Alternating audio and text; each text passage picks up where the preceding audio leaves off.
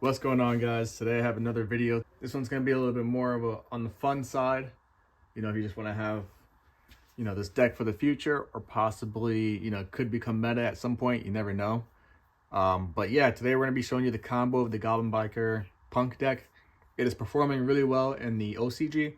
So I decided to pick up the whole core in the deck ahead of time while it was super cheap.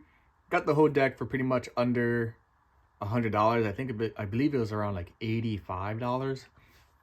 So I think it was very low investment. Also, since it is performing in the OCG, you want to look to the OCG for a little bit of advice, right? And to kind of tell the future. So today I'm just going to show you the combo that I didn't make this combo at all, but I think it should be more well known because the board is really crazy actually. So the only thing that can really stop you is Droll or Nibiru, which are, Droll is falling out of the meta, but Nibiru is very prevalent. So you obviously want to account for that and make sure you can have cards in your deck that can, either play around Nibiru or can just stop it, like cross out or, something along those lines. Okay, so I'm just going to go jump right into the combo.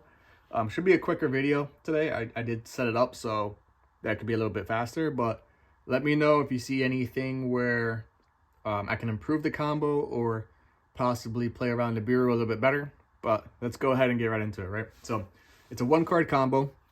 You're going to start off with, obviously, your emergency teleport, okay? So you're going to activate your emergency teleport from your hand. You're going to activate. Go ahead, search the Xiamen, okay? You're going to place the Xiamen, activate the effect to grab you a Sarakusai. This is in graveyard now. You're going to normal summon the Sarakusai and then activate the effect. Go ahead and fusion these two away to get out your carp. Okay. Now you're going to activate the carp to go ahead and special summon 2 from the deck. Special summon Deer Note and Wagon. Okay. Here you're going to activate the Wagon's effect, add Jam Session to your hand, and then obviously activate the Jam Session. You can put that there. And then you go ahead and synchro summon these two. Okay.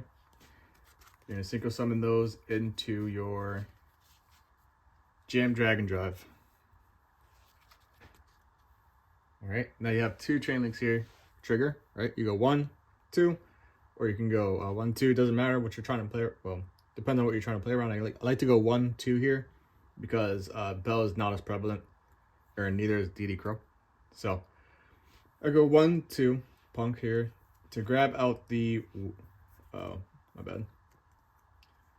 You can literally go any level 3 tuner. I'm just gonna go Xiamen just so no one gets confused.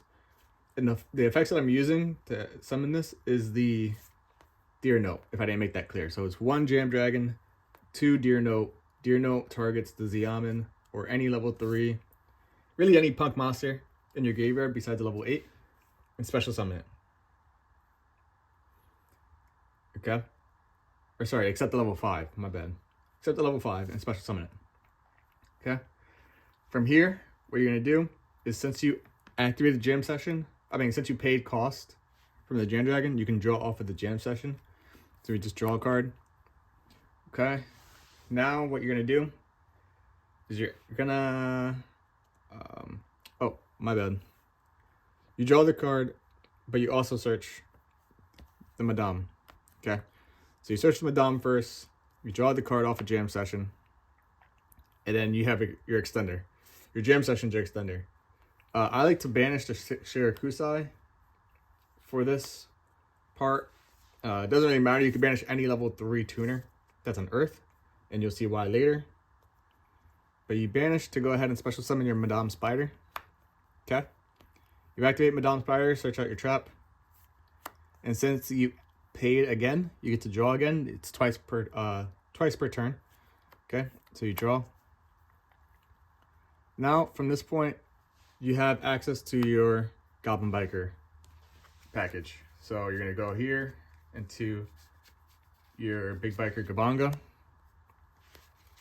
Since you special summoned it, you get to search a Goblin Biker. You're going to search the Doug Charger. Okay. And people will just assume immediately that you're going to activate the Dark Charger, but no, you're going to go ahead and XYZ up into your other package that you play, which is the Armor Fortress package. Okay. Immediately, you're going to activate by just detaching one, and you want to detach the big Gabanga here on specifically, and you'll see why in a second. So you go ahead and search out your oops, did I put it in here? Let me see.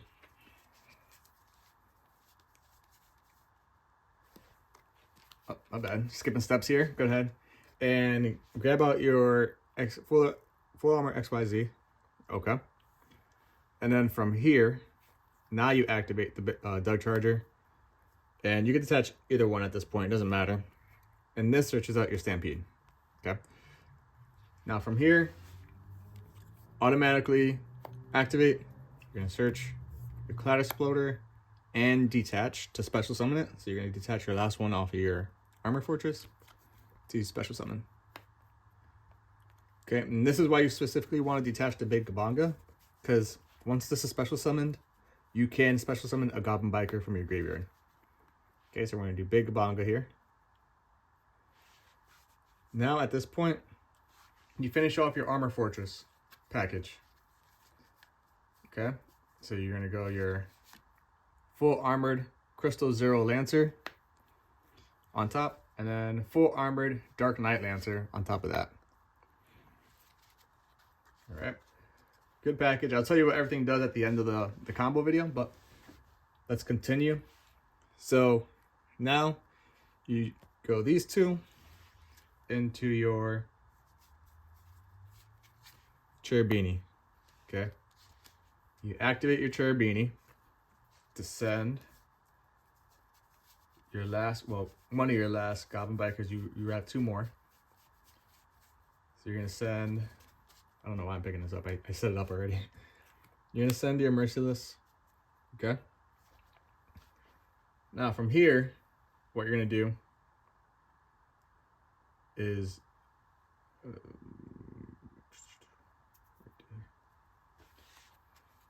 you're gonna activate your Grand Entrance to add back your Dark Charger to hand. All right.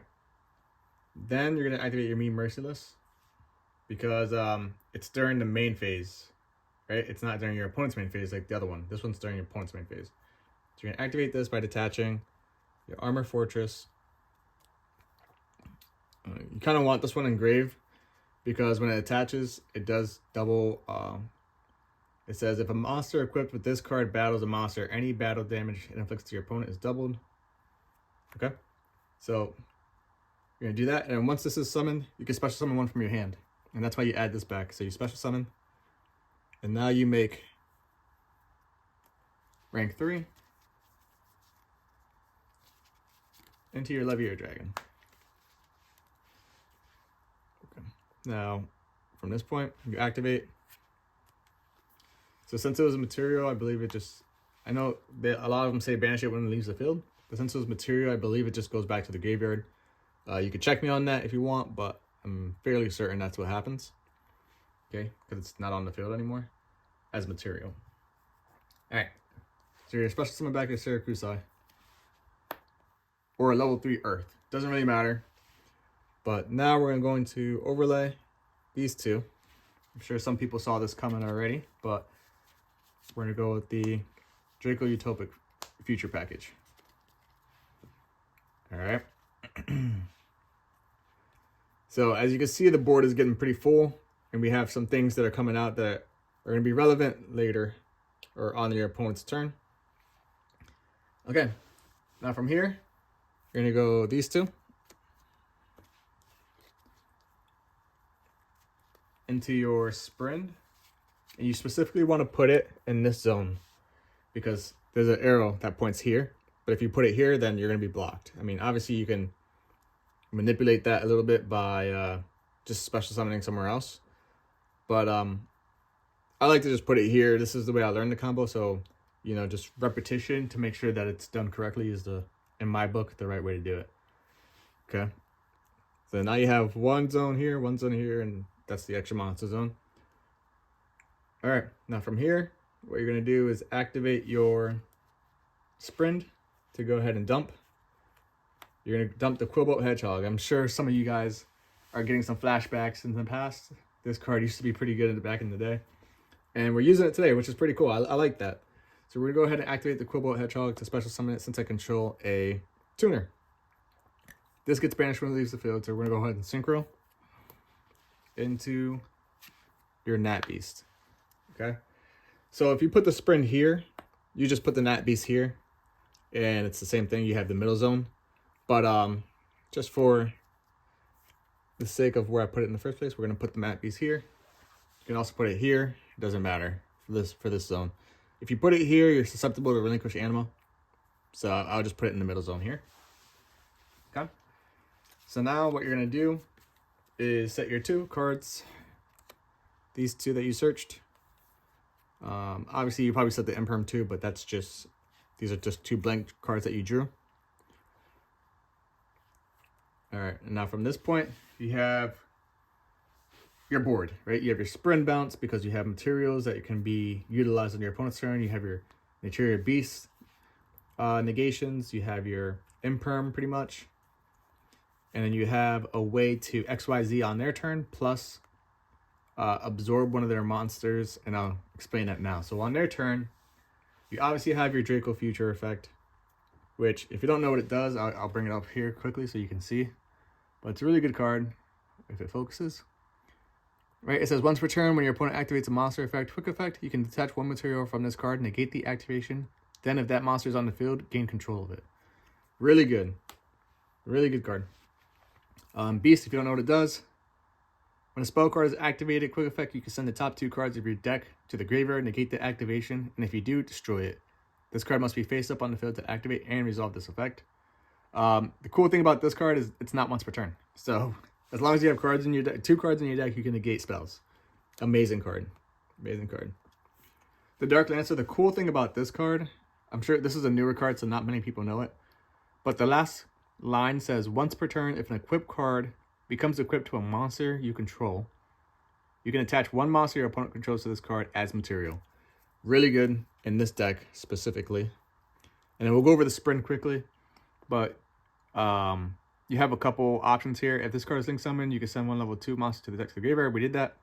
If another monster is special summoned while this card is on the field, you can detach 1 material from an XYZ you control, then target 1 monster on the field, return it to the hand.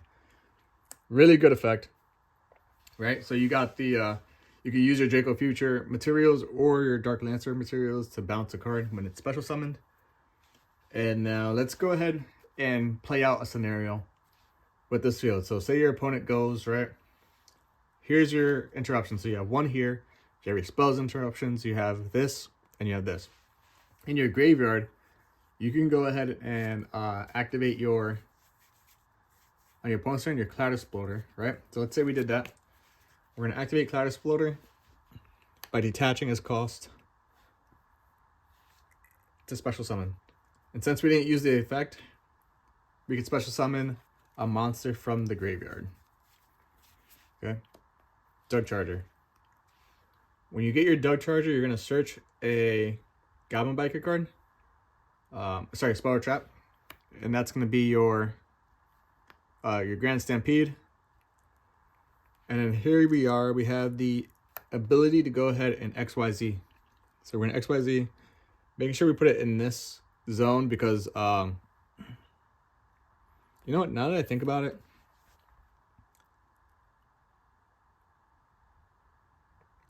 for some reason, the zone doesn't matter for this card. I don't know why I'm thinking about it like that, but it could matter if you want to link summon on your turn. You just don't want to block that zone. Okay? So you want to keep that link zone available just in case you can go into an SP Little Knight on this end. And then, you know, you can have another link zone here so you're not locked out of your extra monster zones and link summoning. But, okay. I digress. We're going to go ahead and use our XYZ materials to go ahead and get the Big Gabonga again. We're going to activate the Big Gabonga on summon to add your Biker Boom Mock. Okay?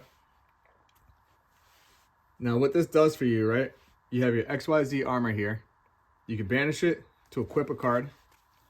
Say we banished it to equip the Fortress to Dark Lancer.